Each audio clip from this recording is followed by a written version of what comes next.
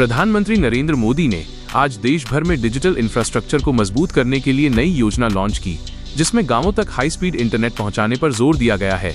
इससे शिक्षा और रोजगार के नए अवसर खुलने की उम्मीद जताई जा रही है। उत्तर प्रदेश के मुख्यमंत्री योगी आदित्यनाथ ने किसानों के लिए नई सब्सिडी योजना का ऐलान किया है, जिसके तहत सिंचाई और बीज खरीद पर आर्थिक सहायता दी जाएगी। सरकार का दावा है कि इससे किसानों की आय में बढ़ोतरी होगी। देश भर में एलपीजी गैस सिलेंडर की कीमतों में हल्की बढ़ोतरी दर्ज की गई है। नई दरें आज से लागू हो गई हैं। आम जनता पर इसका सीधा असर पड़ेगा। हालांकि सरकार ने उज्ज्वला योजना के लाभार्थियों को राहत देने की बात कही है।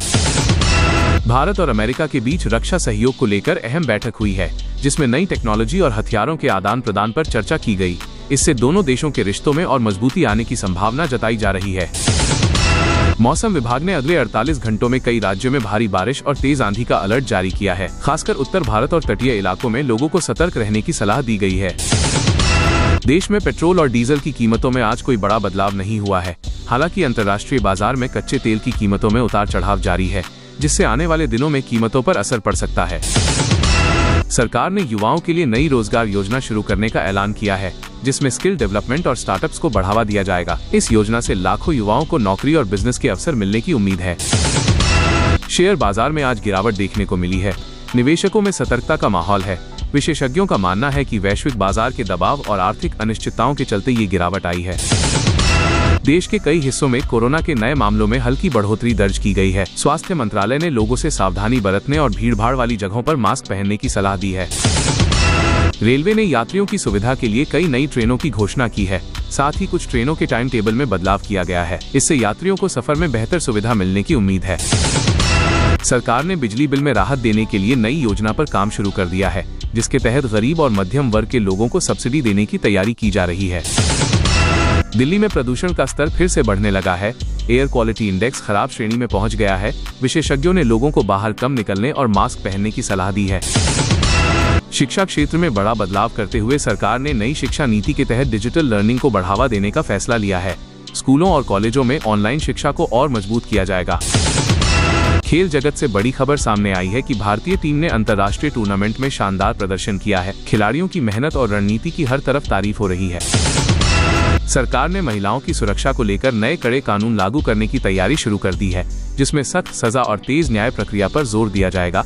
इससे महिलाओं में सुरक्षा का भरोसा बढ़ेगा। प्रधानमंत्री नरेंद्र मोदी ने आज नई डिजिटल योजना लॉन्च की, जिसका उद्देश्य ग्रामीण क्षेत्रों में इंटरनेट सुविधा को मजबूत करना है। इस योजना से लाखों गाँवों में डिजिटल सेवाओं का विस्तार होगा और युवाओं को रोजगार के नए अवसर मिलेंगे। उत्तर प्रदेश के मुख्यमंत्री योगी आदित्यनाथ ने राज्य में नई पुलिस भर्ती प्रक्रिया शुरू करने का ऐलान किया है, जिसमें हजारों पदों पर भर्ती की जाएगी। युवाओं के लिए यह एक बड़ा मौका माना जा रहा है। देश में पेट्रोल और डीजल की कीमतों में हल्की गिरावट दर्ज की गई है। अंतर्राष्ट्रीय बाजार में कच्चे तेल के दाम कम होने के कारण यह राहत मिली है। आने वाले दिनों में और कमी की उम्मीद जताई जा रही है।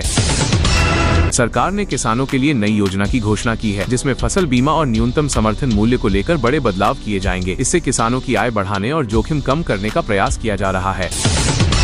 रेलवे ने यात्रियों के लिए नई सुविधा शुरू की है। अब ट्रेन टिकट बुकिंग में वेटिंग लिस्ट कम करने के लिए अतिरिक्त कोच लगाए जाएंगे। इससे त्योहारों के समय यात्रियों को बड़ी राहत मिलने की उम्मीद है। देश में मौसम विभाग ने कई राज्यों में भारी बारिश और आंधी का अलर्ट जारी किया है। खासकर उत्तर और पूर्वी भारत में मौसम अचानक बदल सकता है। लोगों को सतर्क रहने और सुरक्षित स्थानों पर रहने की सलाह दी गई है। सरकारी नौकरियों की तैयारी कर रहे युवाओं के लिए बड़ी खबर है। केंद्र सरकार जल्द ही कई विभागों में नई भर्तियां निकालने वाली है। इससे लाखों उम्मीदवारों को रोजगार का अवसर मिलेगा और बेरोजगारी कम करने में मदद मिलेगी। शेयर बाजार में आज जोरदार उतार चढ़ाव देखने को मिला है। निवेशकों को सावधानी बरतने की सलाह दी गई है। विशेषज्ञों का कहना है कि वैश्विक संकेतों के कारण बाजार में ये अस्थिरता बनी हुई है।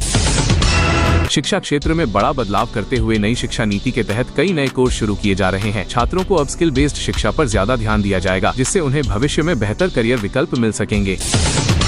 स्वास्थ्य मंत्रालय ने देश में फैल रही मौसमी बीमारियों को लेकर अलर्ट जारी किया है। अस्पतालों को तैयार रहने के निर्देश दिए गए हैं। लोगों को साफ सफाई और सावधानी बरतने की सलाह दी गई है। सरकार ने महिलाओं के लिए नई योजना शुरू की है, जिसमें उन्हें स्वरोजगार के लिए आर्थिक सहायता दी जाएगी। इस योजना से लाखों महिलाओं को आत्मनिर्भर बनने का अवसर मिलेगा। देश में इलेक्ट्रिक वाहनों को बढ़ावा देने के लिए नई नीति लाई जा रही है। सरकार चार्जिंग स्टेशन की संख्या बढ़ाने और सब्सिडी देने की योजना बना रही है। इससे प्रदूषण कम करने में मदद मिलेगी। खेल जगत से बड़ी खबर सामने आई है। भारतीय टीम ने अंतर्राष्ट्रीय टूर्नामेंट में शानदार प्रदर्शन किया है। खिलाड़ियों की मेहनत और रणनीति की हर तरफ सराहना हो रही है।